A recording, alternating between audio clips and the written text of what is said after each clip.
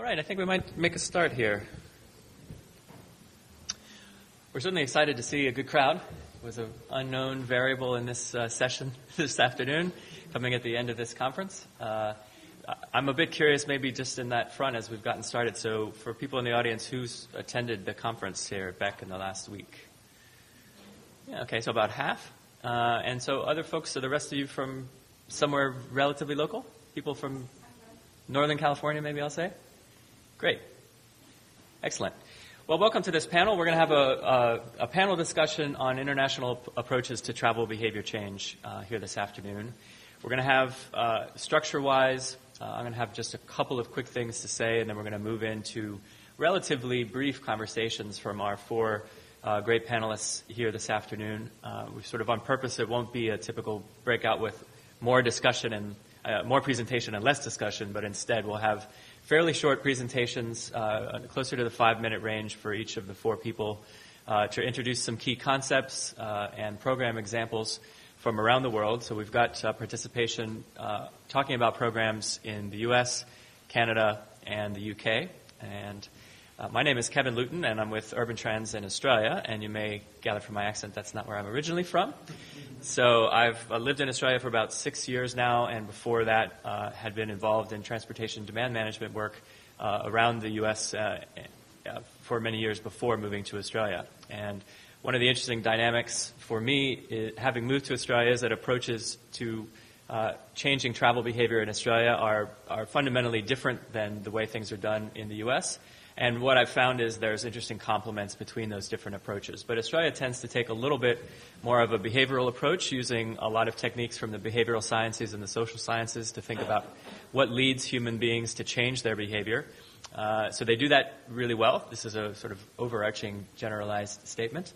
And I think the U.S. has done things really strongly from an infrastructure and policy point of view. Tax provisions, for example, in the U.S. are much more advantageous than they are in places like Australia. So there's a lot of different things, but what we wanted to do was highlight more of that behavioral side of managing travel demand or changing travel behavior, and get some real examples from people in different places around the world, just because it does seem that there are a lot of different approaches and different ideas going on internationally, and the more that we can share and learn and discuss, that's probably better for all parties concerned. So just a couple of things. This session is sponsored by the Transportation Demand Management Institute. I just wanted to mention briefly, because most people say, well, who in the world is that? We are a 501c3 charity organization based here in the U.S., somewhat remarkably formed in 1982. So a really long-standing organization, but most people haven't heard of it because we've not been terribly active over the last 5 years or so. So we've got a 9-member volunteer board of directors. 2 of them are here with us today, Nick Ramphos from Commuter Connections in Washington, D.C., and Lynn Overcasher from 511. And I would also like to thank our sponsors, Parsons Brinkerhoff, and we've got an incorrect logo there that really, Lynn's organization, 511 Contra Costa, is our other sponsor in addition to Commuter Connections in D.C. So thanks to Nick and Lynn for joining us and for their sponsorship of this event. One of the first things that we're trying to do as TDMI is we've just launched a new website called Transportation 2.0, or transportation2.org. And the intent of this website for now, and in all honesty, it's a bit of a baby steps, training wheels kind of first step in this direction, is just try to bring together information around organizations around the world that are involved in programs around travel demand management, sustainable transport, mobility management, travel planning, all of the various words that there are for these kinds of activities. And that's part of how we've ended up with this term Transportation 2.0, to avoid a bit of a debate around which of those terms is a better term to use. So as a starting point, what we're hoping for this website is it's a bit of a launching pad for you to explore and discover other organizations doing this kind of good work internationally. Across North America, in the UK, in Europe, in the developing world, et cetera. There's a lot of good things happening, and one of the things I find when I talk to people is oftentimes they're aware of a few pieces of this puzzle, but not aware of the full breadth of how much great work is going on out there. So linking to other organizations, other events that are happening internationally, as well as other groups doing and compiling research around travel demand management, sustainable transportation, et cetera. So we're not looking to recreate any wheels as much as connect you up with a lot of the other great work that's already happening internationally. So I'd encourage you to check that out. It has links to a lot of great organizations. And also, most importantly, I'd be remiss in not telling you that it also has a big red donate button. So part of TDMI getting sort of back off the ground a little bit as a nonprofit organization, we just have a volunteer board right now, no staff, and we're really trying to invest in having more events like this, bringing people together and getting some good discussions going, as well as helping to sort of bolster the support and information that's provided on this website. So just as an example, we will be audio recording this session today and posting the whole discussion online on this website as soon as that gets together, so probably in the next week or so. And we need some help to try to fund making that happen. So I'd encourage you to take a quick look at that if you can. And without further ado, I'm going to jump right in. As I said, we're going to have about 5-ish minute presentations in a row from our 4 panelists to hopefully try to get some ideas on the table, bubbling around in your mind, some questions. And then we're going to move into a real discussion amongst folks in the room with questions from panelists amongst each other, questions from the audience for the panelists, audience members questioning each other, a true discussion, hopefully, and maybe a few good ideas there in the mix. So we're going to start off, not quite in that order, but we're going to start off with Lisa Buchanan. Lisa is an associate director with transportation planning consultant Steer Davies Gleave, based in their headquarters in London, but increasingly spending time delivering projects here in California, which is why we're lucky to have her with us here today. She's an expert in travel behavior change with 17 years experience in developing and implementing programs to reduce car use. She's advised different levels of government in the UK, in Australia, and the USA, as well as private sector clients, and has a track record in successfully delivering sustained levels of modal shift away from the car. In 2007, she was invited onto the UK Department for Transport Steering Group to develop guidance for delivering personal travel planning and has been involved in the delivery of more than 30 PTP or personalized travel planning projects. So join me in welcoming Lisa.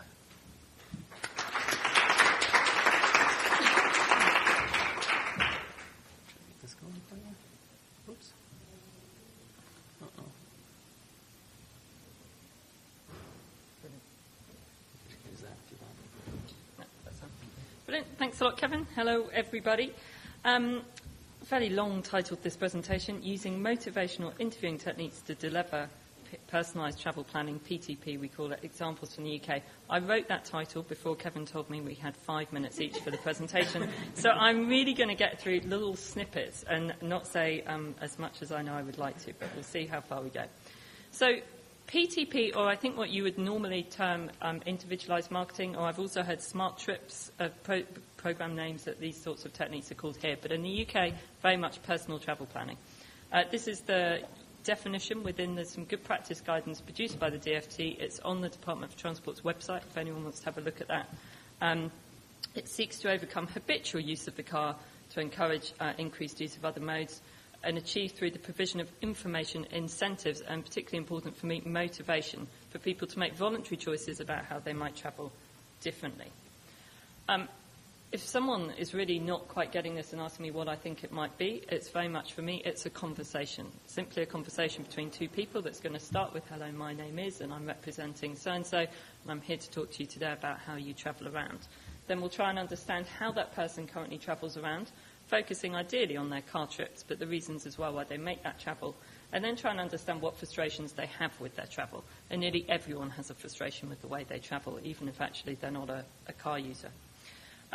In the UK, at least, it usually takes place at every door in a target area. So we will typically identify a geographic area, say within a town, and we might say, okay, well, there's a certain number of households in this town. We'll focus on a small pocket where we think we're going to get the most effect from the programme, and we'll go and knock on the doors of every single house in that target area. And that's actually a very cost-effective way of doing things. We used to use telephone, and in fact, when I was doing work in Australia, back 15 years ago or so, we used telephone there. We brought telephone to the UK, but actually now it's so difficult to buy telephone numbers in the UK. You skew your samples so much that actually, again, we find by going door to door, we're reaching more people that we want to reach. And then that conversation is supported by the delivery of information and incentives, which will facilitate a change. And where we typically come from is we don't really want incentives that are about marketing or promotion, we really want an incentive that's going to help that person make the behaviour change they've just talked about. So if we've talked about the fact they might be interested in trying to bike to work one day next week, then what is it that's going to stop them doing that? Is it that they don't have a bike? Well, let's find a lane bike for them. Is it that they have, they're concerned about riding the bike? Well, let's give them some cycle training. So very much tailored incentives which are going to support the change.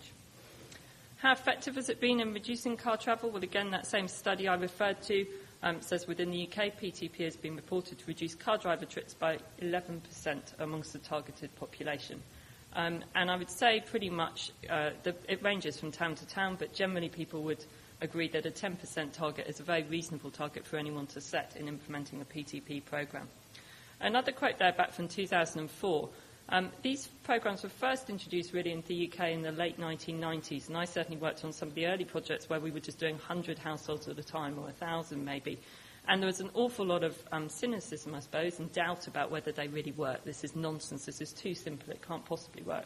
The results must be rubbish. And an awful lot of effort was put in at that time to really testing the results that were being reported from these studies. And this was quite a turning point when a study by Phil Cairns and many others were actually able to say that the evidence there is accepted now by those who challenge the technique as well as those who support it. One case study I've allowed myself. Again, a turning point in the UK. Between 2003 and 2008, the government funded 3 sustainable travel town demonstration projects across the UK. Those 3 towns are Darlington, Worcester and Peterborough. And they were given monies to do infrastructure as well as promotional changes to support a really big change in pedestrian and cycle movements in the towns over a 3-year intervention period, monitoring in year 1 and year 5. This was Darlington. The project was branded the Locomotion. I don't know how well Kylie Minogue is known here, but Kylie Minogue sang the Locomotion, so this was her launch event. Obviously not quite her. But Darlington, a town in the northeast of England, a town of 40,000 households, we delivered the PTP, and we were actually asked to go and visit every single one of those 40,000 households, and we did that over 3 consecutive summers. We would typically always start work in about April in the UK and run through to September. That's as much about it's a good time of year to encourage people to move on to sustainable modes, as well as actually the evenings draw in by October. It's pretty dark. People don't really want to open their doors at 6 o'clock in the evening and have a conversation on the doorstep.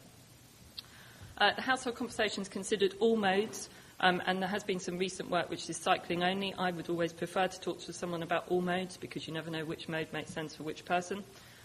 And as I said earlier, undertaken against this background of investment in modes in that town.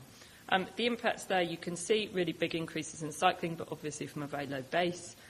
Walking, but a 9% decrease in car as driver trips recorded in the town independently over that 5-year period. Why do we think PTP is so effective?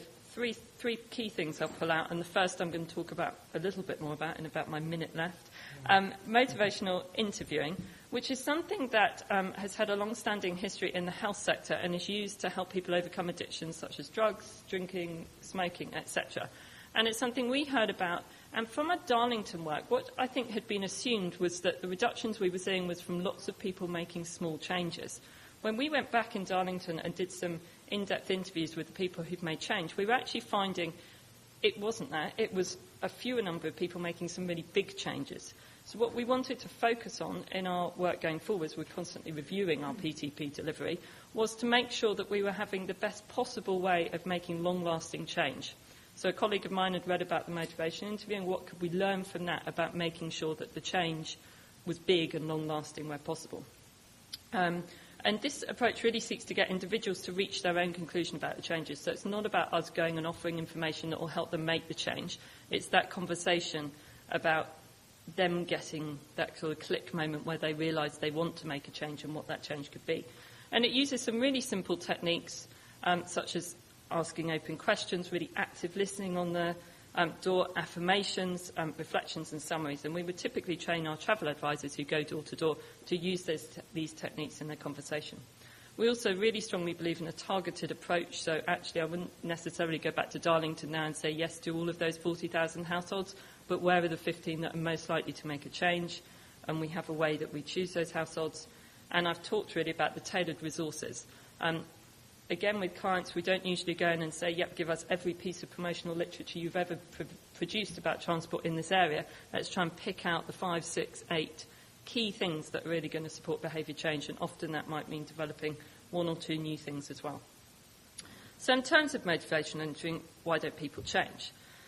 Lots of reasons why. They don't see, they don't know how, or they don't care. And we've got lots of simple answers about how we overcome those, which generally all work around the idea that you're filling an information gap, that someone maybe has a knowledge gap or a skill gap. Well, don't worry, I can plug that. I can give you the information or the skill, and you'll be well on your way. And, I'm sure you'll do that next week, and good luck with it, and that's the end of that.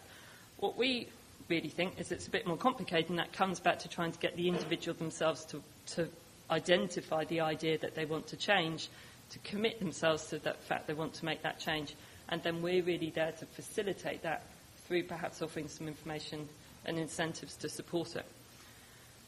Ambivalence, quite central. I've just got a couple of slides like this to this motivation interviewing, that all of us have these simultaneous and conflicting feelings about something. Well, we could do that, but actually we probably won't because, and that ambivalence actually stops us from going forward and making that change. And really, ambivalence, we say to our travel advisors, it must be explored. You can't let that person keep having those weighing up feelings. And also don't confront it and argue it. And I think we have a very good exercise around the writing reflex. And the writing reflex is the fact that within all of us, we have this sort of agony-aunt tendency to want to solve a problem. A friend or a colleague might talk to us about an issue they've got, or someone on the doorstep about how they travel, and we say, oh, don't worry, it's not infrequent, it goes really quite regularly, it would be just fine. And that's not true. We need that person to realise that for themselves. So that's why you want to have this very open conversation. And if we can get to this reflective listening and asking them questions which actually gets them to talk more, we want them to talk a lot and we're listening, then we can have a conversation which leads to change. Really, we're about trying to tip the balance. We need to ask them to think about what their current pattern is and what that will give them. But if they change, what will that give them? And then help them to stack up the reasons for changing or not. And we believe we can help tip that balance by exploring the benefit of that current behaviour pattern that they have, exploring the problems. I talked about asking about their frustrations with it, cutting underneath that ambivalence, what's stopping them really committing to make the change, identifying the underlying motivation for why they will benefit this and therefore stick to it down the road. And that motivation can only come from within them. It can't be from our travel advisors making a preaching statement. I rattled through that in, I hope, 5 minutes or so. Well done. But if you've got any questions, we've got plenty of time, I know, for discussion later. So thank you. Beautiful. Thanks. Excellent. So we're going to continue our global tour, come back much closer to home, and then we'll keep moving around as we go. So our next speaker is Jessica Roberts. Jessica's worked for Alta Planning and Design since 2006, before which she was staff on the Bicycle Transportation Alliance for 5 years. She's Alta's program team manager working on transportation demand management programs, individualized marketing campaigns, and education efforts to promote walking, bicycling, and transit use. She has worked on dozens of plans and projects around North America. She owns 5 bikes and no cars, and bikes, walks, or takes transit nearly everywhere, including right up here to the podium. So. I'm not driving. I counted the other day. I own 8 bikes, but 3 of them really need to go, so I'll get back to you on that. Thank you so much. As Kevin said, I do all kinds of work, but my heart lies with exactly this kind of really direct person-to-person behavior change campaigns. And that probably stems from the fact that in my own life, I saw that I went from being, well, I've never owned a car, but I certainly didn't used to have as many options as I do now. And that really came out of people helping me, individuals. And I think that human contact and, helping people to accomplish what they really want to make, the changes they want to make in their life. It has to be done on a person-to-person level. However, that's not really efficient. So I think everything that Lisa and I are talking about, maybe our other 2 speakers as well, is talking about scaling up that person-to-person contact. So the programs that I'm chiefly run, I'm going to call Smart Trips. It sometimes is called individualized marketing, but Smart Trips is a little easier to say. And so that's very much like what Lisa described, a residential target area, try not to go on tangents about how we select. Anyway, yes. That it was selected for good reasons, that we think that it's reasonable for people to walk, bike, take transit, and drive less there. And then we really, in a focused time period, barrage them with friendly messages to help them become aware of their driving and do less of it. In contrast to the UK approach, I am not familiar with, I think, any North American examples that use door-to-door. So the programs I run generally are based on direct mail and then a combination of also social marketing, outreach, partnerships, and media, earned media to get the word out. But it's basically the same idea. And what's really remarkable is that this program is all carrot, no stick. We can't make it harder for people to drive, and we don't even really talk about why driving is bad. I'll get into that later. But we just focus on why it's great to walk, bike, take transit, and how we can help people benefit from that. And even just doing that with minimal incentives, we do not heavily incent these activities. We generally see a 10% drop in drive-alone trips in the target area, and that is extraordinary. And I think that demonstrates that people actually, whether they know it or not, are not happy with the status quo. And so these types of programs can help them become, have a more diversified palette of, or what would you call it, sort of like your it's not a food pyramid anymore, but anyway, we're helping them diversify their diet, and they're happier because of it. So in order to keep this to 5 minutes, which is really hard for me, I get so excited, but I thought I would focus really narrowly on, as Kevin and I talked about it, what we know motivates people in terms of what we can do to recruit them and how we can use norming to establish driving less and doing everything else more as the norm. It's what we do. And in particular, I think I'd like to focus on helping people take the first step, which is very minimal. And that's okay. In the context of my programs, that's usually the first step is usually returning a postage paid order form to get a customized travel information packet delivered to your door. Pretty easy to do. Or maybe coming to like a fun guided walk, bike ride, or class. And we know that that's just the first step in a dialogue that can lead to greater and longer lasting behavior change. But just, how do you get busy people's attention? You come home, you grab the mail. I don't know about you, but I get distracted by my kid is hungry or whatever. So how do we get people's attention, and how do we make them seal the deal right there? So in light of that, I was thinking about some things we know. And I would say that a successful campaign should have good visibility, hyperlocality, positivity, and a sense of urgency and scarcity. So let's touch briefly on all of those. So in terms of visibility, you want a strong brand applied liberally. So whatever this brand is, this is not a brand that my company came up with. We inherited this in Seattle. But the point is that we want people suddenly overnight to feel like everywhere they turn, they see this program in their target area. And in the case of this program, that includes like literal visibility, window slicks for sponsoring businesses, lawn signs, posters on telephone poles and in businesses and at the library, as well as direct mail pieces that, all have this same look and really start to get people's attention. And maybe the first 2 or 3 times they kind of don't track, but maybe the 4th time they'll say, oh yeah, there's that order form at home I meant to return. That reminded me. Or, oh, I see my neighbor has that tote bag. What is that all about? Tell me more about that. Or at a business, oh, you're offering an incentive to people who participate in this program. What is that? So it's really making it ubiquitous. And I would say that the quality of your brand really matters. Far too many of our kind of programs are shoestring budget, crammed into somebody's job description, and it looks like it. And it looks like you basically didn't have a budget for a logo and you asked your brother-in-law's high school kid to do it for a class project, and it's not your fault that you were set up to have to do that, but that is not the kind of program that attracts, successful car owners. So we really want something to look premium. We want it to look inviting, not necessarily slick, but to match the community image and look like something you'd be glad to be associated with. And just in general, we know from marketing that it takes, multiple times for people to see a brand before they even register it, and then many more beyond that before they'll take action. So we need to learn from the car marketers to not stop with a single point of contact.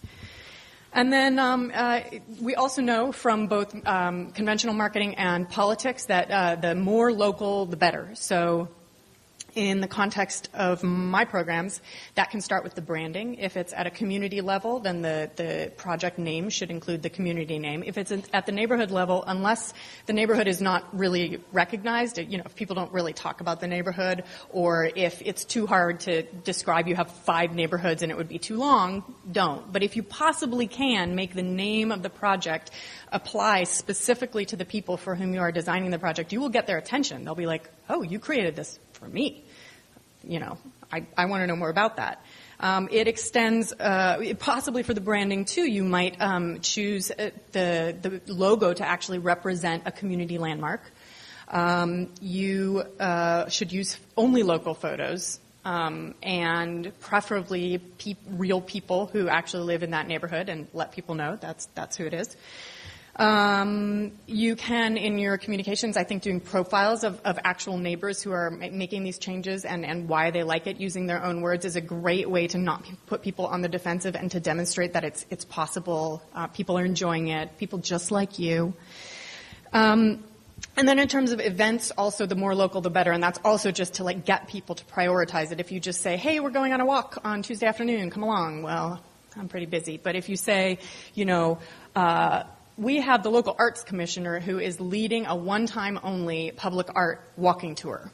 People might prioritize that. Or we've got a local author who wrote a book on the hidden staircases of Sausalito, and we're going to do a walk with her. We've got a local historian leading a walk on historic houseboats. That really feels like a local program and something that you want to be part of. Some other examples here, we had a bike group lead a tour of bikes on the ferry and then back across the Golden Gate, and a sneak preview. That's good too with the Department of Public Works. And I guess basically the whole point of that is to make people feel like, maybe I never really thought about it, but yeah, that's what we do here. Yeah, in our neighborhood, we walk and bike a lot. I know a lot of people who do that. Gosh, yeah, I think I'm going to do that more. And then also, who wouldn't want to talk to Kelly? She's so friendly.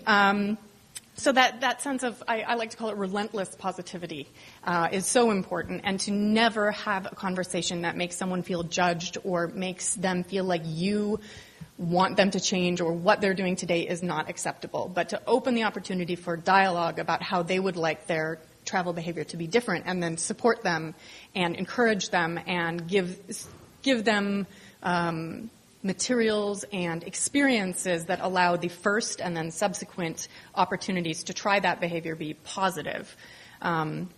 So, like I said, we really hardly talk about driving. We only talk about everything else. And then also this sense of scarcity and urgency. Hopefully you can say with a straight face, we've had thousands of your neighbors sign up. It's exceeding our expectations. Act now, sign up. We're going to run out of incentive gifts. And what does that do? That tells people, well, thing number one, if I want this, I'd better do it now and not next week. But most importantly, it says, oh, there's a movement going on. I don't want to get left out. So pop quiz, do you think people are more likely to vote if you say voter turnout is going to be so low this year, your vote is so important, or if you say voter turnout is going to be at an all-time high, be part of the movement? Turns out it's the latter. So we're herd animals, and we don't want to be left out of the cool new thing. So creating that sense of the hordes are trampling towards that's not a positive metaphor. Anyway, you want to be a part of the train is leaving the station, all aboard, is really effective. So I'm going to cut myself off, even though it's so hard, but hopefully that was enough to get started with.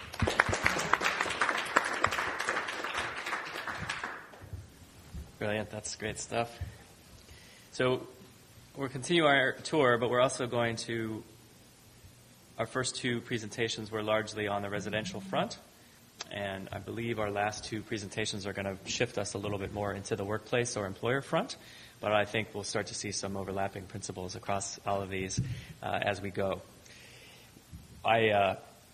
spoke a couple hours ago, just across the hallway, on the role of conversations.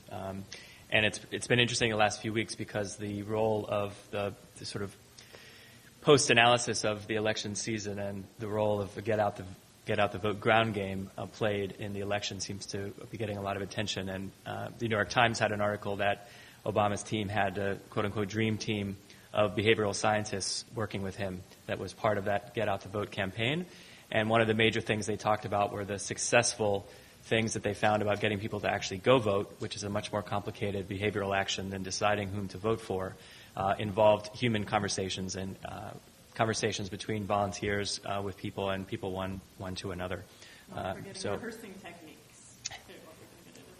We might. Who knows? All right. We're going to shift. So I've been sort of talking about this, some of these behavioral programs as the equivalent of the ground game.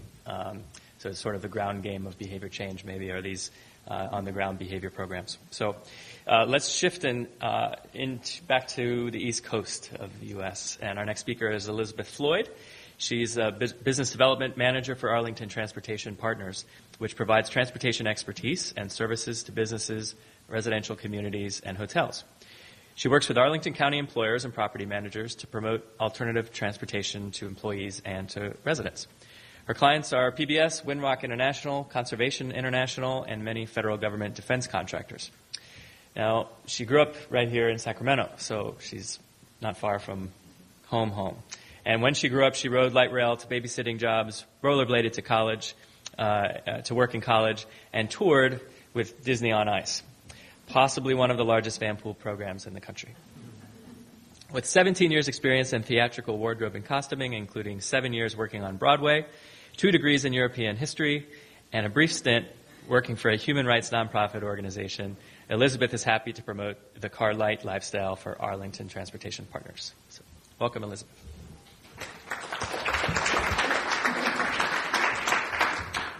I know it's a very non-linear career path. I would just like to point out first that I'm feeling a little bit of peer pressure that we've been talking about for the last several days because I only own 3 bicycles. You want 2 of mine? So maybe. Is one a folding bike? No, too bad. But I clearly need to go out and get one because she does. Okay, so Arlington Transportation Partners is a division of Arlington County Commuter Services. We work with, Kevin said, the employers, property managers, and hotels and visitor services in Arlington County. Primarily what we do, employers is the largest part of our client base. Property managers for residential apartment buildings is the second largest. In our team, there are 6 of us. There's a program manager and a program assistant, and then 4 business development managers. And we are broken up like a traditional sales team. So each one of us has our own territory that we work with. Mine is Pentagon City, Crystal City. There's others in the RV corridor, which is Roslyn, all the way to Ballston, along the Metro line. So a lot of what we do is kind of person to person. That's what we really try to strive for, is to get meetings with our clients. Generally, they are HR representatives and employers or the actual property managers in a residential thing. So I have not been with ATP that long. This is a program that was done about maybe 2 years ago. It was a 14-month program that was Redefine Your Commute, and it was was started to get into that personal commute planning. We call it personalized commuting guides, so everybody has a different term for it, apparently. And again, because we work with employers, it's less individuals' commutes versus helping the employers help their employees commute. It's a little complicated, but we try to do all of the footwork for the employers so that the employers can turn to their staff and say, hey, we've got these great services for you. And the employees say, wow, my employer is so cool because they offer us all of these options. They give us all these transit benefits. And then it works out well because then the HR people don't actually have to do all the work. So the 14 months campaign that they did was these personalized pieces. So the Redefine poster, the bigger one, and then the quick glance. The poster is intended to be an 11 by 17 poster size when it's printed out. The other one's 8.5 by 11. They are personalized to the office. So, for example, PBS I was just at a health fair for PBS before I came out here, so they're kind of right in my forefront, and I'll use them as an example. I would create it, and it would say PBS instead of ABC Company. And then all of the information that is on these two sheets is all of the different types of transportation that are within a half-mile radius. And then we give them the PDFs, and they put it on their intranet. They email them to employees. They put them in new hire packets. They post them over the copy machine and in break rooms. So that's kind of the first step. Then they offer their individual employees these personalized commuting guides. As you can see from this campaign, 99 different companies offered them to their employees, and then 415 were actually created. This is something that's now kind of a cornerstone of our program. So whenever we meet with a new client or go into a client that we haven't talked to in a long time, we reintroduce this material. Every time there's a health fair, or transportation fair, or something where we're meeting with employees, we hand out the personalized commuting guide cards. On the back, they fill out their home address. And we know their work address, obviously, because we're at their office. And then we try to pool all of the information. And Arlington County is across the river from Washington, D.C., but the people who work in Arlington County don't just live in D.C. or in Arlington. They're coming from West Virginia, they're coming from Pennsylvania, they're coming from Maryland. So not only are they traveling really long distances sometimes, they're traveling through many different types of transit programs. So we have VRE and MARC trains, which are commuter trains. We've got a variety of commuter buses that come through in addition to the Washington, D.C. metro system. We also have Capital Bike Share, which is our favorite new program. So we can put all of that information together for them that they wouldn't necessarily know about. They wouldn't know where to find the information. And then we put it all together for them. So, and this is sort of how we get people to think about these are your options, because we want them to know options.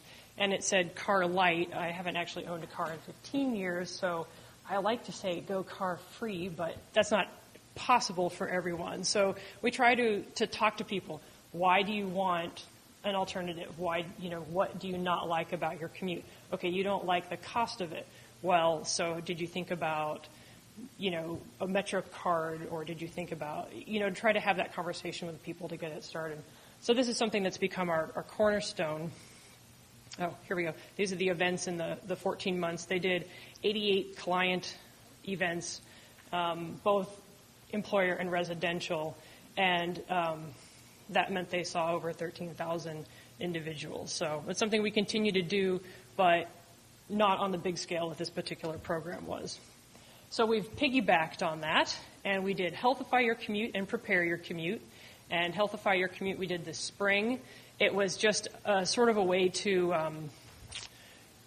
reinvigorate the campaign and get people started thinking about something other than the transportation component. So by focusing on physical, mental, and fiscal, sort of more of a soft sell, I guess you could say. So, it's healthier if you walk to the metro station and then walk up the escalators. Or if you take the bus and you have, if you're on the commuter bus and you've got a 45-minute ride, you can read, you can knit, you can learn another language, you can do crossword puzzles. And then obviously the cost aspect of that. Prepare Your Commute is the new campaign that we just started in September. This is sort of my pet thing because emergency preparedness is something that I'm interested in. But again, it was another way to talk to employers to get them to implement and encourage these transit options with their employees. The big thing that we kind of wanted to focus on with this is telework. Telework is kind of a hard sell with a lot of our employers. So by saying, and this all happened before Hurricane Sandy, so Hurricane Sandy is kind of selling this for us right now, actually. But when your employees can't get to their office, if you haven't set up telework, what do? If your business is basically not running for a week, that's a really hard thing for people. So this is something that people are really interested in. We did a couple of events in partnership with the Arlington County Office of Emergency Management, and this is what this picture here is. We actually had a representative from OEM come out, and she talked about general emergency preparedness to a bunch of employers, and then I talked about the transit-specific aspect of that. So this is how we try to get employers engaged, is to do these types of events for them so that they can kind of get on board with all these different programs. So this is the impact that, this is Arlington County Commuter Service wide data. This isn't specifically ATP.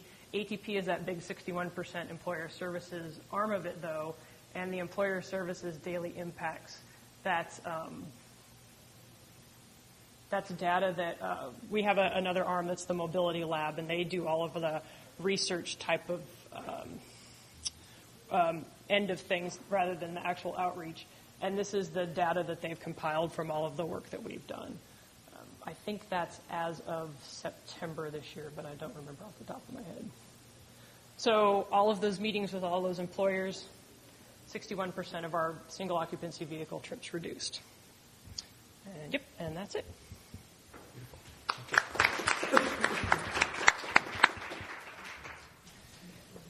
All right. And now, you want to enable external content? Ooh, what kind of content that might be. Let's go for it. Yeah, let's enable it. Guys, Beautiful. I'll sign that waiver. You're over 18. I guess I'm introducing you. Sorry. Come on up. You'll be all right. All right, so our next speaker will sort of continue our tour with someone from down south living north of the border. Aaron Gall is the Executive Director for Smart Commute Brampton Caledon, a transportation management association in the Greater Toronto-Hamilton area in Canada. Aaron's experience in social marketing for travel behavior change spans 11 years in 5 countries. He's explored the spectrum of commuter-based interventions from federal, state, provincial, regional, local to individual work site-specific programs. His work has resulted in award-winning campaigns and programs, one of which he'll be discussing with us today in his presentation, Behavior Change for a New Commuter Corporate Culture. Thanks so much, Kevin. Show of hands, who's from Canada? Woohoo! Anyone from the UK? All right. Australia? Wow, so most of you guys know that I spelled behavior correctly on my slide. All right. Wait a minute. So I find that when you spell behavior with a U, you find a little bit more legitimacy, a little more swagger with you. Unfortunately, my first slide totally takes all that away. I am very thankful to represent Canada on this panel. It's a really exciting moment for me. As Kevin alluded to, I'm not Canadian, but I'm working on it. But what I wanted, in case you guys went out drinking last night and you forget where you are, we're here. This is where I'm from right now, and this is where Brampton Caledon is. So the program itself is, here's a blow-up of the actual area where Smart Commute Brampton Caledon exists. Smart Commute Brampton Caledon is one of 12 smart commutes. Color-coded for your ease of your eyes, ours is the yellow one right here. So you can imagine Smart Commute's like a big franchised company. Each one of these has their own geographic turf, and we don't mess with each other's turf. So with that being said, how are we funded? We get a lot of our funding from the provincial side of things. We get some from the regional component, and then we also have to work with the employers one-on-one. They pay us to work with their employees. Our mandate is only to work with the employer commutes. We can't touch residential. Our current audience for Smart Commute Brampton Caledon only is 20 employer sites and 27,000 commuters. So I put my budget up here. A lot of people usually don't put their budget in their presentation, especially this early. But I think it's important because it shows you what our budget is. It's so little. I wish it was more. But that's our annual budget, and it's realistic for our organizations that are dealing with commuter-based solutions. And that really skewed how we developed our behavior change strategies. So with that being said, our members are really our individuals. As we heard earlier about the employer-based projects, is we work with those employers to deliver the kind of a trickle-down effect to those commuters. We do work with the commuters one-on-one, but we put our individual efforts into these guys. And if you're from, our one Canadian, you can recognize these. These are big brands. For the Americans, you're probably like, who's Loblaw? I know that blah, blah, blah, blah that joke. Yeah, you know the joke. Anyways, Rogers, that's the biggest telecommunications organization in Canada. This is Winners, which is like a Marshalls. Actually, I think they just got bought out by Marshalls. Nestle, you guys know Nestle. They make candy, and I get candy when I go there. Mars, they also make candy, but they make dog food where I work, so I don't get that. But we really put our effort into getting really strong brand names because that in itself creates that authoritative figure for behavior change.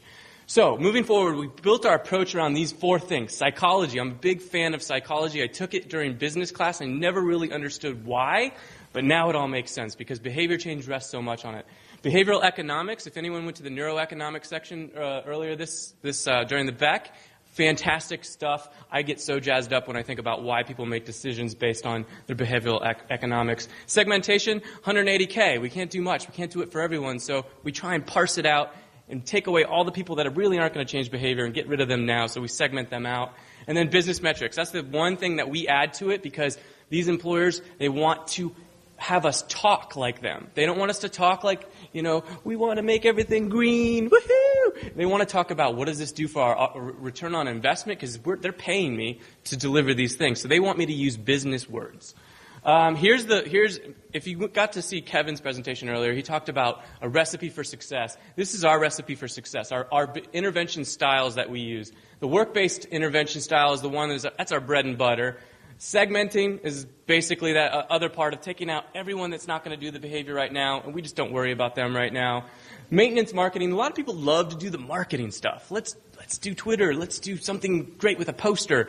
And that's both external and internal. Staff want to do that. They get jazzed up about doing that kind of marketing. But we know that doesn't create behavior change on our scale. That's the job of the big boys that have the big budgets to create mass marketing. But we have 180K. You'd be flushing it down the toilet to buy a radio ad for behavior change for us. And then regional try-it campaigns. Those exist almost in any location that talks about transportation behavior change. So we basically jump on board when those happen, and we say, let's promote those. And that's our final little aspect of the piece of, we'll call it a pizza. So let's talk about the work-based interventions. Again, everything we do with our employers, we measure it and we prove it to them that it's working. Since we've been around Smart Commute Brampton Caledon, that's in 2006 we started, we've got $7.3 million in commuter savings. That's a number that the employer says, holy cow, you actually guys are legitimate. You actually do things that save real money. Kilograms of emissions prevented, 2.5 million. These are things that can go into CSR reports that people say, okay, that's why we spent that money on that organization last year. And then 12 million clicks off the road. For you Americans, that's miles. So why am I legitimate? Why should you listen to me? Because this is when I came into the program. This is kind of my one, look at me, haha. This is when we came into the program. This is the number of users in one of our tools.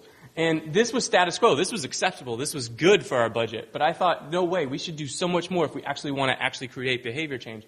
So over the years, this is in 2008, starting here on the left, and this is February 2012.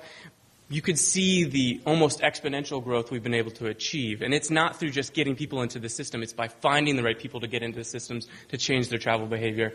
And then this is the chart that proves that. Not only do we get people looking to change their behavior, they're registered to carpool. They're in a carpool. This is us tracking them carpooling. How do we do that? I'm about to show you. Friendly competition. This also shows, this is us here on the left. Here's the other franchises I was talking to you about.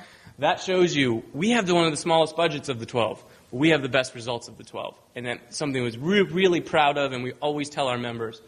How do we do it? We start with a survey. We get people to tell us, how are you traveling now? And then this way we are able to measure it at the end of the intervention. How are you traveling now that we've talked to you, work with you? The next step is the site assessment. This is the biggest part, the most annoying part for me. I go out, I count parking spots. I count the bike racks. I walk to the closest bus stop. And you know what? If there's not a bus stop, I'm not going to promote it. Or if that bus stop's 45 minutes away, I'm not going to promote it.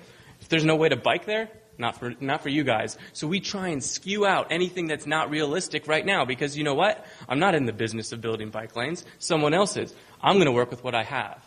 And then we develop a custom plan based on that and we implement it. Survey in the end to figure out, well, how did we move it? From there, some of the survey data, this is working with some of the people about how they carpool. This shows us what we're going to promote. First big tall one says help finding people suitable to carpool with. That's our biggest tool. So we know we don't have to worry about this one. Flexibility, carpool occasionally. That's our messaging. You don't have to do it every day. So then we can tailor down into some of these other things like emergency ride home, preferential parking. we map them out and we say, okay, we use this both for the commuters who are like, no one lives near me. We're like, sure enough, they do. Look at you out here in the middle of nowhere. I don't know why you live there, but hey, you can ride into work with somebody. Or we use it with the employers and we say, guess what, guys? This is where your people are living. There actually are people that can bike to your work. Big thing that we do to make the behavior change is preferential parking. If you went to the neuroeconomics session, you probably heard about 50% value is added to someone if they can tangibly see something. So if it's in front of them, they're going to want it 50% more. Preferential parking is how you do that. We put this in place anywhere we can. Loblaw, the biggest grocer of Canada, so basically a Food Lion, a Publix. What's on the California side? There you go. That's them. That's their headquarters. 4,000 people going there. We bumped all the visitor parking. All the people that want to sell their products to Loblaw, they're in the back now. All the carpoolers are up front. 100 spots, 141 carpoolers in 12 months. Here's the biggest chicken factory that we have in Canada, Maple Lodge Farms. It is surrounded by barbed wire. Don't know why. Don't want to know why, actually. But basically, the parking lot's out here. And this is filled up during the day. They have over 130 reserved parking spots, and we just ordered 40 more. It's now a 200 reserved carpool parking program, 1,800 employees. You could just see the kind of penetration we're able to achieve just by creating that thing, that tangibility. Emergency ride home, if you guys aren't familiar with it, we take away the burden of not being able to get to work. This has been proven to change the behavior. Corporate pass program, getting the employer to discount transit passes versus the actual transit agency as well. And we've been able to pilot this with 2 employers, and we were able to deliver the passes to the people. So we take that inconvenience out of going to get a pass. Here's some of the interesting stuff we've seen. We see during the summer, people no longer wanted to actually utilize that transit pass behavior. So we don't make a commitment 12 months. We allow people to come in and out of the program based on this analysis. And we were able to prove to the transit agencies through this discount program, they actually saw $8,700 more in revenue fare box. So being able, again, to have business metrics to why we do what we do. Segmentation intervention, that's the other one. Take out the people that aren't doing it. You guys have probably seen a strategy very similar to this. You survey them up front, figure out how likely they are to change their behavior, take them out, and work with everyone else. So we did 4 pilots with some of our employers. These are the pilots. First one was Region Appeal. One of our largest employers, has about 4,000 employees. And we really they've been one of our long-standing partners. We wanted to reinvigorate this program. They've been there since the beginning. So we piloted it. That's not a very flattering picture of me, by the way. But we delivered the customized kits to people that people had selected based on their interest in the commute modes. We had a great event. That's a bicycle blender. If you haven't checked them out, Google it. They're really effective at outreach. Well, we made margaritas, not the good kind. But then we brought it out and we brought the kits. We repositioned it to be fun. And we saw a 9% decrease in drive-alone behavior during this 1-year pilot, saving almost 200 kilograms in GHG. We did it again with the same kind of partner, a little bit smaller, out in the middle of Caledon. It's all farmland out there. We saw, SOV went up. But we did see a reduction in kilograms of emissions because people were traveling shorter distances. But for me, this was we should probably rethink why we spent all our money on that. We did get 7% of their staff into their bike share program, which was a success for me, and I learned from that. Mars Canada, we did it with them. They just signed on board. They were just so anxious to get on board, and finally they signed on the dotted line, paid us the money. We wanted to launch it with this segmentation strategy. And what we found, we did some commuter profiles, very similar to what you've heard here from the residential component of talking one-on-one with folks, did a kit delivery, really fantastic outreach, and we saw huge, 25% reduction with the launch. So that really got us thinking, okay, when do we use this strategy? Nestle, we kind of put the chocolate people against each other just for fun to see how they react. We did another event we brought out the custom information. We like to pair it with some fun marketing. This is our More Parks, Less Parking, turning parking spots into parks. And we saw a very small 3% decrease. So we realized, why is this? And they had been around for a little while. So what we learned from this segmentation strategy only works if you're launching the program. And we've seen other programs like us learn from us, and now that's their implementation model to launch a new employer partner. Marketing maintenance, again, why do we do the fun stuff we do? If you're Canadian, the one Canadian in the room knows what this is. Maybe some Americans do. Stanley Cup, it's a big thing. It's kind of a religion where I come from. We wanted to make a version for the Commuter Cup. So every employer goes against each other, and they earn this, and they get to keep it for a year. Their name's etched on it, just like the Stanley Cup. So inexpensive, but yet so effective. And we do a display. This guy, he's real happy over here. He's very profound looking, stoic. We look at our web stats. What is all this segmentation? What is all this doing? Find these spikes, trying to figure out what they are. This last one at the end in October, we had a little fun with a Fight Evil Traffic campaign where this is us dressed up in our costumes. And we did a social media campaign to try and get people to just like us, basically, literally and figuratively. So what we basically just did some great photo shoot on one day and had people jumping on SUV cars. This was someone's car we knew, but made it look like it was guerrilla marketing, and it went wild. That's actually me. But so how you want to be a Canadian? Making it light of this is my commuter reading as I come into work. So again, repositioning this behavior as something that's fun. And look at when we track it. We had 1,700 people go to the page on that one day. 15% increase in Twitter. 1,700 Facebook reach per day, which is phenomenal for an organization our size. And that number on the bottom, it looks fake, 1,200% increase. But yeah, that's what we saw on social media on one day. So that, again, is my pizza.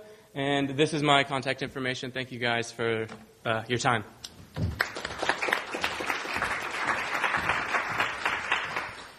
All right. Aaron, you made your 5 minutes by talking fast. Did I make it? No, I don't think so. No.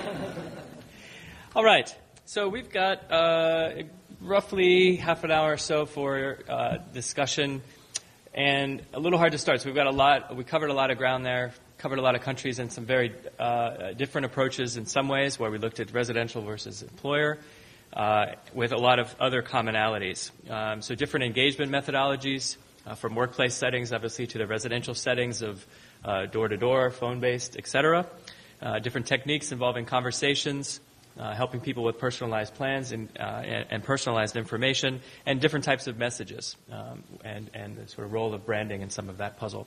So let's try to kick it off with a question from the audience, and we'll go from there. Yeah, go ahead. Hey, Megan Ketterman from Stanford University. I have actually just like a general question on a lot of these programs. For my immediate peer group, my friends and stuff, it's a lot of new parents, so like kids 5 and under. And so a lot of my friends used to do the bike, used to do the train, and now it's drive alone, drive your kids to school, usually both of them, so one taking them to daycare, the other one picks them up, so like both parents are not driving when they used to do those. And none of these programs really address kind of that group. Is that group just small enough, just not worth addressing, or is it difficult to address? I'm just curious. Sure. You want to chime in?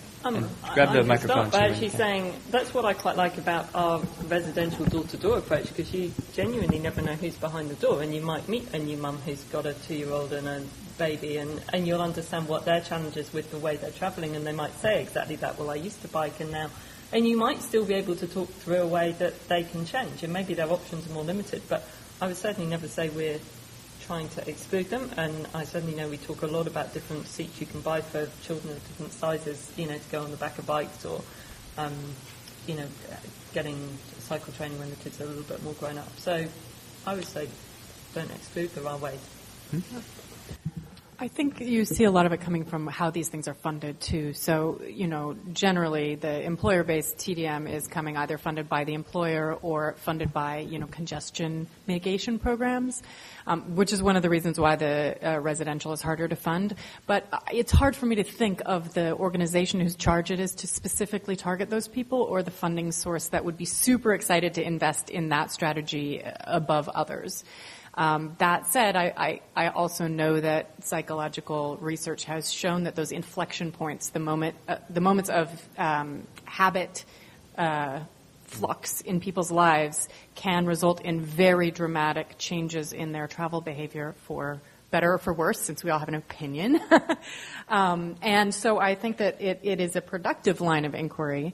I agree that by letting people talk to you about where they're at in general, and being open to their specific issues, you can address some of that. I've seen more programs targeted at young families in the cycling arena in the last few years, which I find very hopeful. So I'm sure know about SFBC's outstanding family cycling program. They have, cycling while pregnant, which is, I can't even imagine 5 years ago anyone touching that with a 10-foot pole. And then cycling with infants, sort of similar. And then with toddlers and young children, and they have their family cycling guide. Critical mass is growing up all around the country.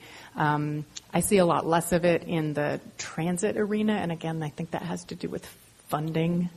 Though I recommend Bus Chick in Seattle is a great personality who talks a lot about the many joys of riding transit with children. All right, we're going to maybe go side to side. So, question I think mainly for Ellen is you are very adamant that you only deal with commute journeys, and I was just wondering whether you have conflict then, because how many people's journeys and commuter patterns are just that, and how many are actually integrating with journeys for shopping, socialising on the way back? It's a ever-going conflict. I think my being so adamant is because there's so much more we could do, and I can tell you're onto that too. It's just our funding is so strict that we only are allowed to talk to those folks about their commute. So really, we're seeing the residential side in Canada now kind of come a full circle to kind of put the other piece of the puzzle together. You are starting to see then competing brands, which is interesting because it's one behavior. I think the municipalities at different levels of government will eventually realize that they need to get together on the behavior change strategies. And I think the funding actually will be on the residential side eventually, the bigger funding, the more than the $180K, because developer charges are being tied to this stuff.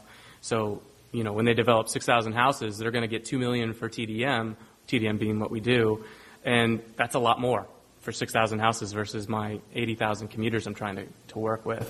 If there's any reassurance, one of the biggest packages in recent years in the UK for encouraging cycling was the Sport for England, and it was specifically you couldn't spend it on anything other than leisure cycling, so you couldn't touch the commute. Oh, interesting. I'm not alone.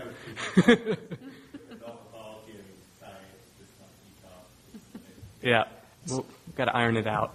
Yeah, there's no doubt that these things are driven by funding requirements, and the ironic issue where the funders' goals are not the same goals as the individuals you're talking to, but you've got to put those pieces of the puzzle together. So, yeah, Steve, go ahead.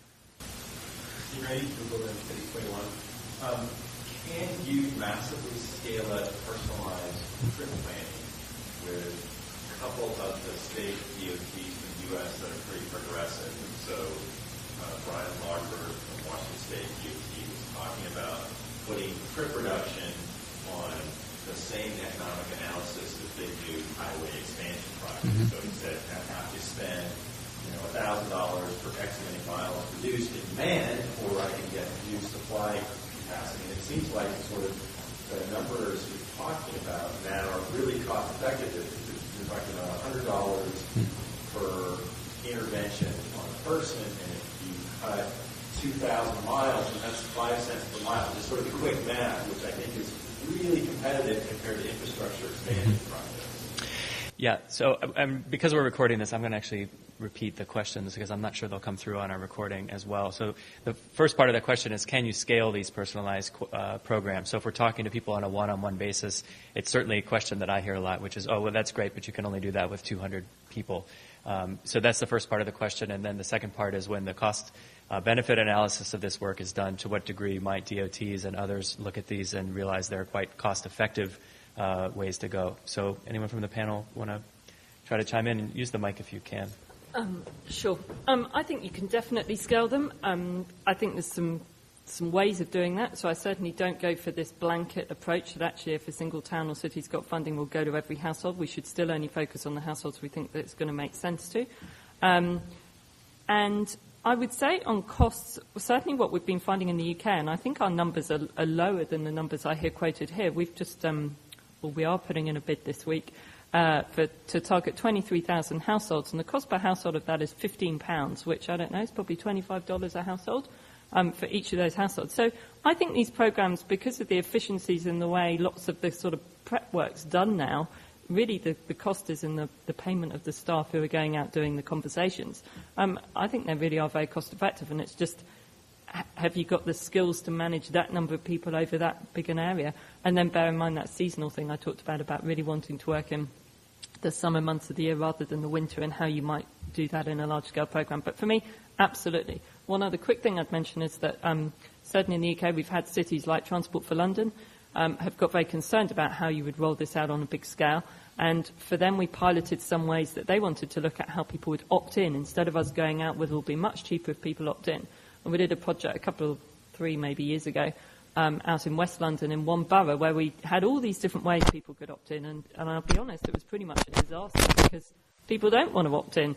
And actually, I can't get away from it to just have people walk up and down the street and knock on some doors. That's not an expensive thing to do.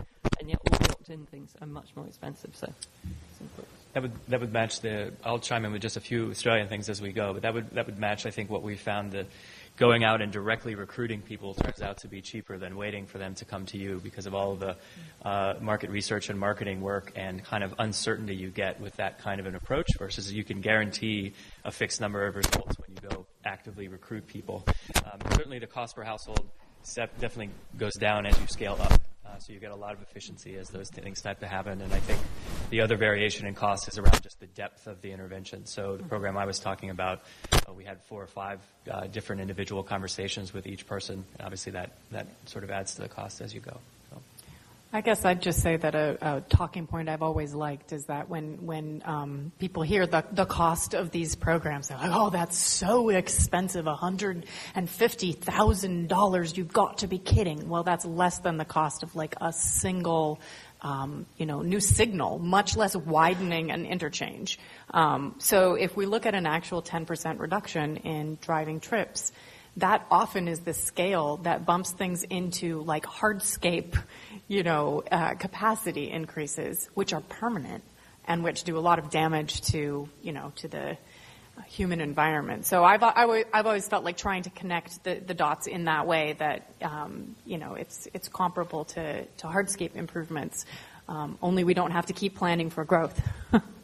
might be effective. Right. Yep. Go ahead.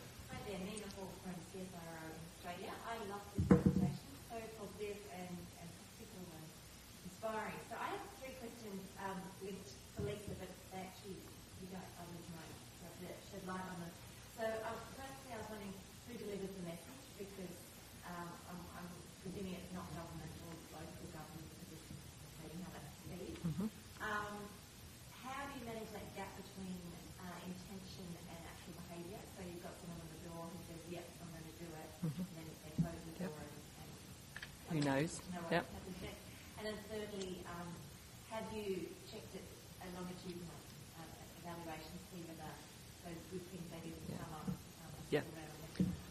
So I'm going to chime in with a quick summary just so we capture that. So the question, who delivers the message, local government or someone else? How do we move from the intention someone may talk about at a doorstep or in a conversation to actual behavior? I wrote it down and then I can't read my own writing. And over time, how are we seeing these things track? Okay, taking each in turn. So who delivers the message?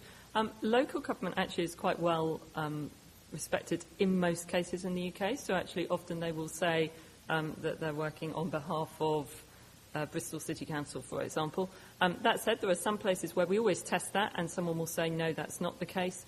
We typically call these programs Smarter Travel X. So we've done some work in Coventry. I'm from Smarter Travel Coventry. So you're not directly linking it to the City Council, but you are to the place. So we'll do either of those depending on what we think the local public perception is.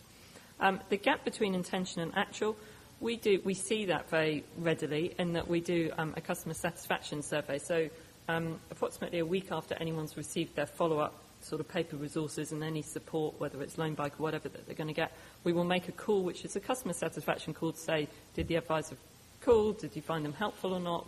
Did you like the information you got? And we always ask about their intention to change behaviour at that point. And the numbers are massive. We'll get anywhere between 30 and 50% of people saying, yes, definitely going to do that. How the projects are most typically managed is a before and after survey at the same time of year, so 12 months later. And the numbers 12 months later are always much lower than that change. We're really lucky at the moment in the UK. We've got this new fund called the Local Sustainable Transport Fund, which is funding everything through to March 2015. And that's the longest term that I've ever known these sorts of projects be funded over. So for the first time, I think we're able to start properly looking at going back to the same people over a 3-year period and building a much better idea of that longitudinal data, which we haven't really got today. And, that took me on to longitudinal. Done, all 3. Perfect. Excellent. Back on this side, we have some questions? Sure, go ahead. Carol Perry, Regional Transportation Commission, Reno, Nevada. Awesome presentations by all of you, and I could come up with questions for each of you. But I think I'll go with Elizabeth. I work with employers, but I've never worked with property managers. So what's a little bit different tailoring that you do there? Are you just letting them know what, say, transit facilities, or how are, or where do they dispense things? I'm not sure I have a complete picture. So we're going to get with the difference between working with property managers versus employers and what you might do differently there. So I actually just started working with property managers, so it's all still a little new to me. So I have to admit I'm kind of still feeling it out. Obviously, instead of saying, well, as an employer, you need to do this for your employees, it's really more on the offering information and stuff that they can hand out that they're more interested in making their properties attractive to potential residents.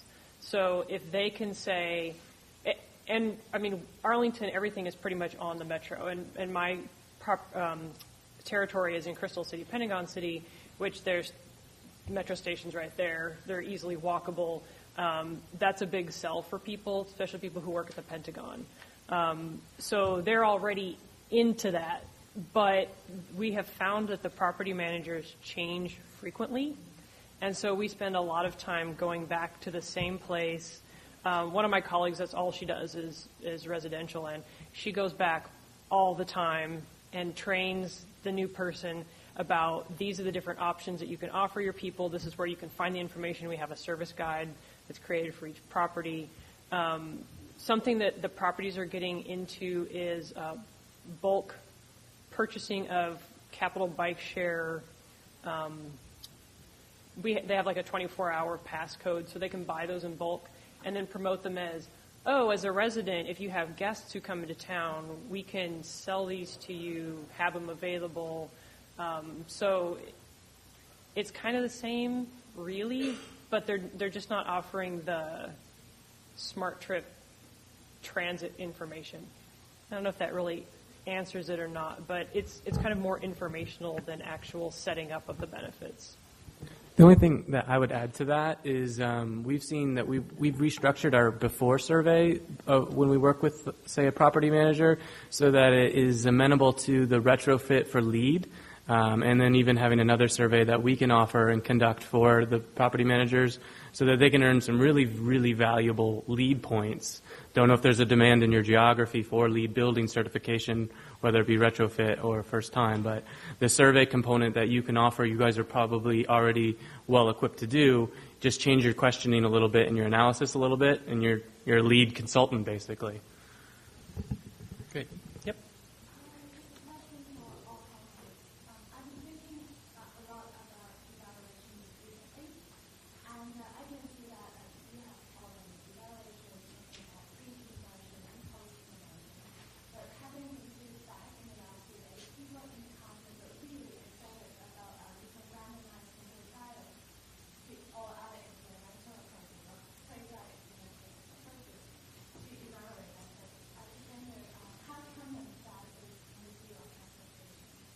Sure. So just the question, anyone using randomized control trials and transportation behavior change programs? We're not. So the program that we're doing may be one of the closer ones, although it's a bit of a hybrid. So we're just finishing in the month of December a residential-based program in Western Australia for the Department of Transportation in Western Australia for a program they call Living Smart, which works with people on energy, water, and transport behavior at the household level. And we're rolling that out to about 1,400 households in a randomized control trial experiment where clusters of about 200 households will get different types of interventions. So some will get a series of 3 or 4 coaching calls. Some will get that plus home visits. Some will get that plus normed information back on their utility bills about how their energy use compares to their neighbors. And we've also done that with transport behavior as a bit of an experiment. So it's probably one of the few examples of using normative feedback mailers in transportation. We've been doing that based on odometer readings that we're getting from households when we talk to them during the coaching calls. So the data for that should be available sometime next year, which will hopefully find out, one, how do these interventions work relative to control groups, and my favorite, relative to a placebo group, the group that thinks they're in a project but it's not getting any actual intervention. They probably think it's the worst project ever. They're getting sugar pill, yeah. And so comparing those different interventions to control and placebo groups to tease out which parts of the intervention seem to be giving us the best impact. So. Is that a different question, or? No, could I just chime in? Absolutely.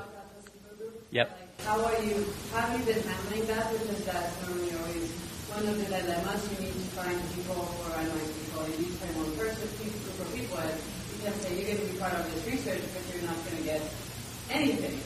And so that's why I just wondered how you handle that, and if there are people complaining, or, and how you handle that. Yeah, they will get something. They're just going to get it after the final piece of evaluation that's done. So for the households, we've been reading their water and energy meters once a month throughout the course of the project, roughly. So we've been reading their meters, and we'll do a follow-up exit survey with the placebo group, and then they're going to get an informational mailer pack. So again, they're going to probably think, well, this is a really silly program. I don't know why anyone thinks this works, but that's the placebo group. I think probably because the nature of the intervention is not, there are no cash incentives involved. There are no things along those lines other than the value of the intervention and the home visits and things like that. So we haven't gotten any feedback. I don't think they know. Part of the randomized control trial is we've done there's no public branding or public information. It's all direct to household intervention. Mm-hmm. So other than neighbors talking to one another, which is always a possibility, we haven't got any complaints yet. Kevin, may I speak to the Sure. original question? Yes. I guess I would just say to your original question, I'm really excited that you asked this. Mm-hmm. As a consultant, I usually don't have a lot of say in how the RFP gets designed or the grant application to begin with, and it has been really on my mind of how can we bring, some of the wisdom of this approach to our projects. And I would say if any of you are in a position at an agency to start thinking about this, now is the time. And in particular, it can be very simple. If I ever had a project that had enough households to have statistical power enough to divide it into 2 groups, I would start testing just like newsletter format, or message A versus message B on the original letter. It doesn't have to be enormous. You just need the statistical power to randomize. So do big projects and think about that early. That's right. And then call me. Go ahead. Erin Collingworth from Collective Collins, Seattle, Washington. Lisa and Karen, you both talked about how in the limitation of your program is targeting the specific households that have the ability or specific employees with the ability. I wondered if you could talk a little more about how you get down to that group. So just the question on how we're segmenting and targeting groups at both the household and residential level in the process of doing that. Yep, I deleted those slides once I knew the 5 minutes. So we have something called Smarter Travel Style, and actually what we do there is we use Mosaic data, which I know you have here because I've bought it and used it here, which is a socio-demographic data set. And then what we've done is we've put in all of the data from the households that have participated in our program. So we know that we've gone to those 40,000 households in Darlington. We know who participated and who didn't, and we know who changed their behaviour subsequently and who didn't. So if you like, we've put, and I don't do this bit, but we put all that in some very clever database, which then spits out for a geographic area. We can have a map which says, okay, this is this particular group, and we know they're more likely to participate, but actually these guys are more likely to change. And we'll then look at that for a whole town, and that will help us decide where we're going to target. I have to say that's one element. You've obviously also got to look at the infrastructure on the ground. Are there good alternatives, both for transit and places to walk to? But we find that really helpful. From a workplace perspective, it's much different. Obviously, all the employees at the work site that we work with are able to work with us. We don't put them in a corner or anything, but through survey questioning, we design certain questions to be able to identify the people that are most interested or already saying they're doing a behavior, probably over-reporting, we know that, but targeting our efforts towards those folks. and hopefully creating social norms that then those people that originally said, please don't ever talk to me about this again, will come knocking on our door at the next time we work with them. So it's a kind of a lessons we've learned from the residential component we're now applying towards the employee side. Just, yeah, go ahead.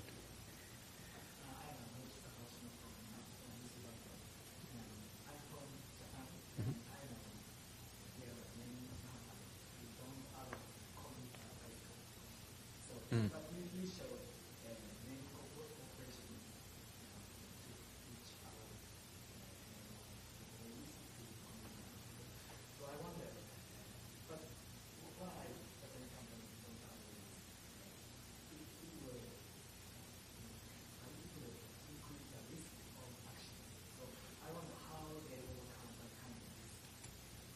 So a question on how employers look at risk of encouraging cycling to work and how people look at overcoming that risk as a barrier.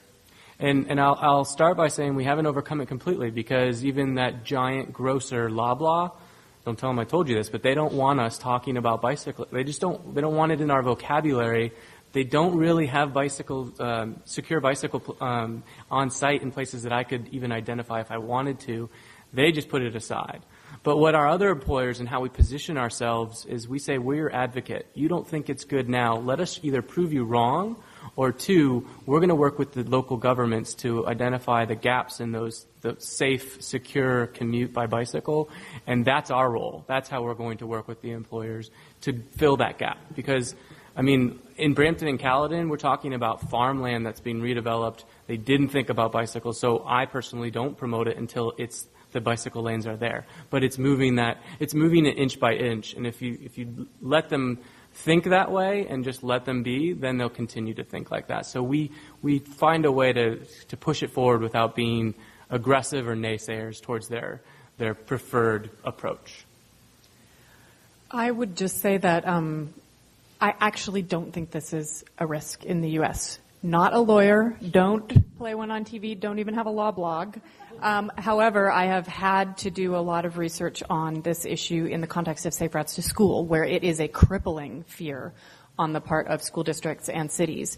And my not a lawyer understanding is that in this country, in order to have a reasonable risk of a suit being brought against you, you must basically be both parties involved. It must be clear that I, the entity, so in this case, let's say, the transportation management organization or the city government, I am assuming responsibility for your travel to work. So in the context of schools, that, there might be some gray area there where we bus kids to school. It's the district's responsibility. We are assuming the responsibility of your busing your child to school. And if you put your child on the bus, you can assume that we will get them to school safely. Well, if we start promoting walking and bicycling to school, we're saying it is our job to get your child to school safely by bicycle and walking. It's hard for me to imagine that any party involved in a TDM program like this would assume that by promoting walking and bicycling to work, it is the city is assuming responsibility for that journey. Does anyone want to argue with me on this? Again, not a lawyer, but... Great. Go ahead. Following on from the RCT question, one of the big evaluation issues that have been brought up is the sort of black box that lies behind the 10%, 11% reduction figures. And I wondered if any of you collected details of who it is changes. And I think you were saying that you have some idea of it, what it is that they did different, what allowed them to change. And I think also in the case of your stuff is the stuff that, do you collect anything when you go to the people door to door to see actually what they're doing and their initial baseline? Yeah. We normally are employed to implement the project, and occasionally you'll see briefs where they want the person who's going to implement the project to do the evaluation as well, but it's most frequently, and it would be my advice to the client, to have it done independently, and that probably comes from having been involved in these projects 15 years ago where no one believed you. There was a particular organisation who was doing work at the time when everyone didn't believe, and they wouldn't release their data. And that made everyone really suspicious. And, I used to think, well, look, I don't want anything to do with that. I believe it works. I talk to people on the door and I believe it works. But if you want someone independent, great. So we will usually do that as our preferred method, and then, as I say, collect our customer satisfaction data. We've often, because we we have a PTP working group, and we're always looking at how we evolve this and how we make it better. So we've done things like in Darlington, go back to those residents and try and understand who's making a change. And we will often do that. That database I was talking to you about, understanding who participates and who changes. So we are collecting that, but generally we don't get paid for that. So we kind of do that for love, and they're probably not at the level of detail that we would really get something out of it. But very happy always to share our data with clients if we do collect it. It's another interesting phenomenon about the black box of, well, why did people change or what led to change? And I think, we do some qualitative work around that, interviews and that sort of thing. I think it's also very hard for people to explain why they made a change. And in fact, their explanations may not be, in fact, the real reasons why they changed. So, we do some of that to get a sense of what's going on. But we've found repeatedly in programs, in fact, we've had recent measurement work where people have said, oh, I've been doing that. I already do that. And we know from the baseline information that they only started doing it recently, but they sort of now think that I've been doing that for a long time. So, yeah. Go ahead. Do you still have a question?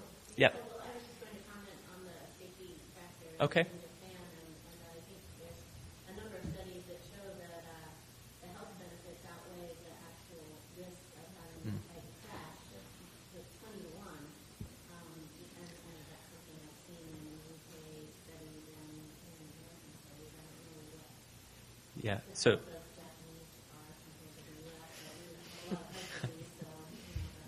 So that's just commenting on the idea that the overall health impacts outweigh those individual risk factors. Probably when talking with employers, it's a difference of who bears that risk and who receives the benefits. But. Right. Right. Yep. Go ahead.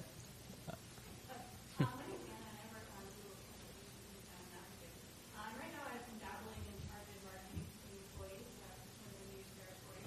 I'm just curious how detailed you get when you actually customize these plans for employees. I mean, do you actually go down the level of like ask based on what they're comfortable with in terms of the kind of group, or basically how do you do that? So the question is, how detailed do we get in the customized and targeted commute plans for individual employees? When I do them, I actually try to make them as detailed as possible because I know that people won't do it if the detail isn't there. A lot of the ones that I do, they're people who live where there aren't bike routes. Honestly, there are no bike routes. And if they're, coming from 30 or 40 miles away, they're not going to bike. So that's not even something that I would consider. But I actually give them walk out your door, turn left, walk 3 blocks, turn right, stop at the bus stop kind of directions. And I usually try to put a little, Google Map image of the location because if people don't have that, they either can't figure it out or they're not willing to figure it out. So, I mean, it really needs to be pretty step by step. So.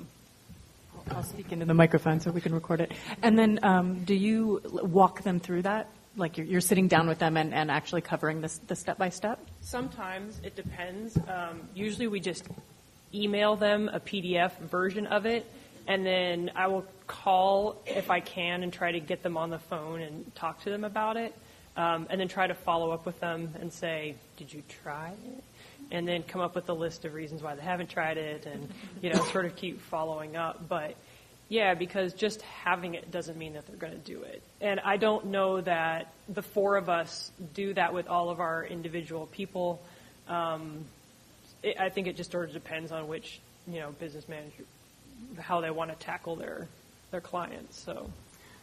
Only thing I would add would be depending on your scale. How big do you want to do it and at what pace?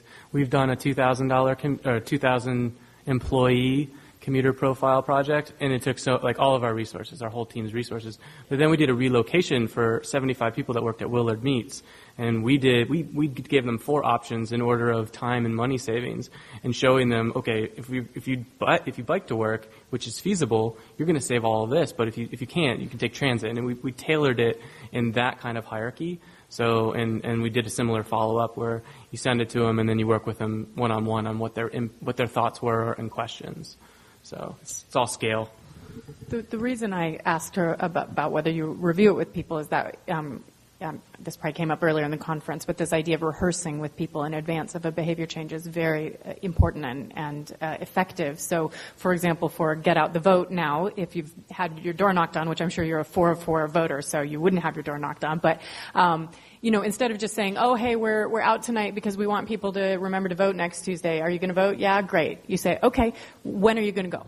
Are you going to go before work? Are you going to go with someone? Are you going to drive there? Do you need the address of the closest polling station? And by having them walk through the actual, rehearsing it in their mind, they're much, much more likely to take action. So I think that's probably relevant to the question of how detailed to get, and maybe more importantly, how much understanding the recipient has of that level of detail. All right, I think we've got time for one more question. Someone want to finish us off with a zinger? Sure, in the back.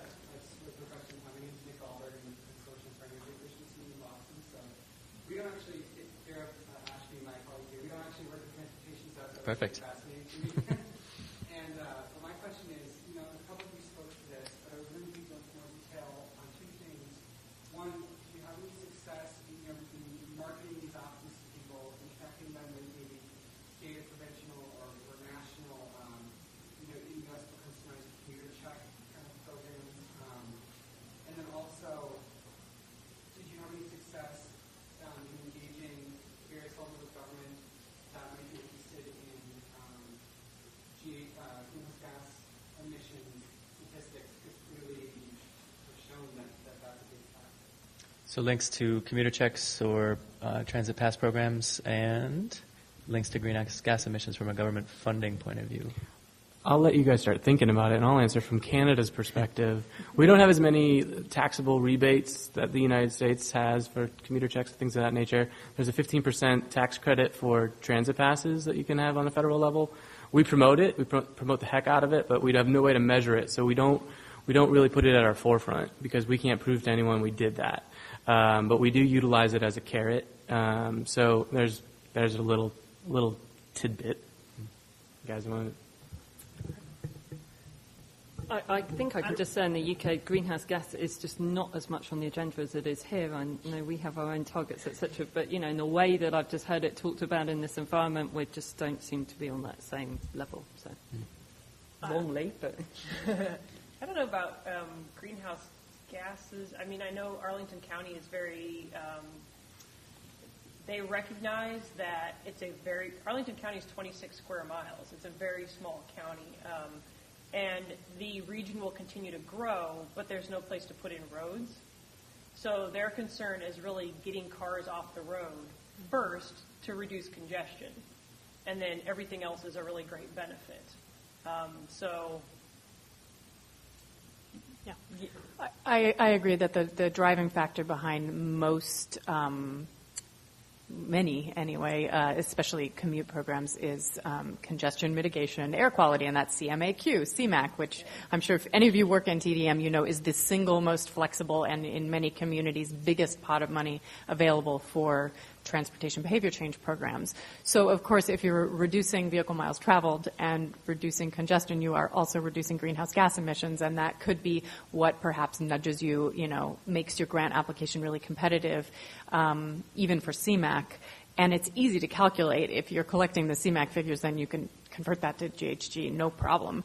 But I have yet to identify large-scale funding sources, at least nationally, that are really interested in investing in transportation behavior change programs for the purposes of greenhouse gas reduction.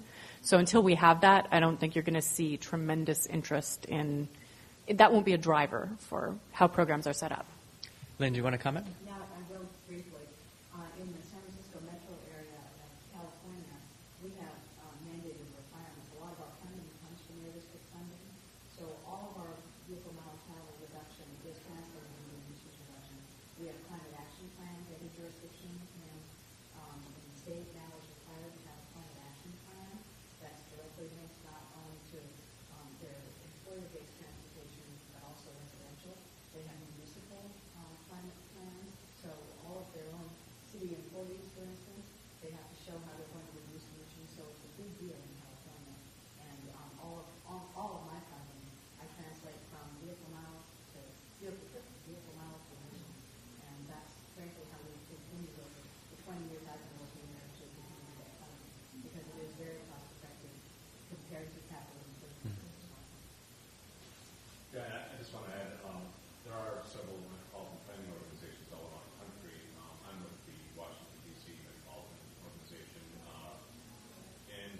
have very specific emission reduction measures that are linked directly to transportation, and the region has also set greenhouse gas emission goals, and TDM programs are part of those goals. And I know that several other areas around the country are also looking at those. They've adopted them, even though we don't have specific federal mandates. At some point, those may come about. So right now, a lot of it, as Elizabeth mentioned, is more congestion-based, because that is part of the CMAQ requirements, but we're also looking at air quality impacts. Do I have time for a last comment? Sure. I would just add to that if, who knows where the winds of political change will take us, but if the current FHWA and USDOT administration continues in the path that they have initiated with the Tiger grant funding source, then we should expect that large-scale sort of these stimulus projects, the mega projects, will require a benefit cost analysis. That does include metrics about emissions and greenhouse gas, and it's just one of many types of outputs that you can demonstrate. I don't know the degree to which that will translate into programmatic efforts. I think with all of these funding pots, we see them sort of ebb and flow in terms of their areas of emphasis. In Australia, I think we're seeing an uptick in funding coming from the health side. Mm-hmm. So the climate change side has drifted back a little bit from a funding point of view for these types of programs, and we're seeing more funding coming from the public health side of the equation. So it's always a bit of a milieu. I want to thank everyone for attending. I want to thank the panel for all of their hard work, presentations, and discussion. I also want to thank Beck for hosting us here this afternoon, and Francis, the co-chair for Beck, for helping us to put this event together. We're proud as TDMI to be able to host this event here today. Hopefully you can have a chance to look at the T2 website. And I think that's it. Thanks very much for your attendance, and thank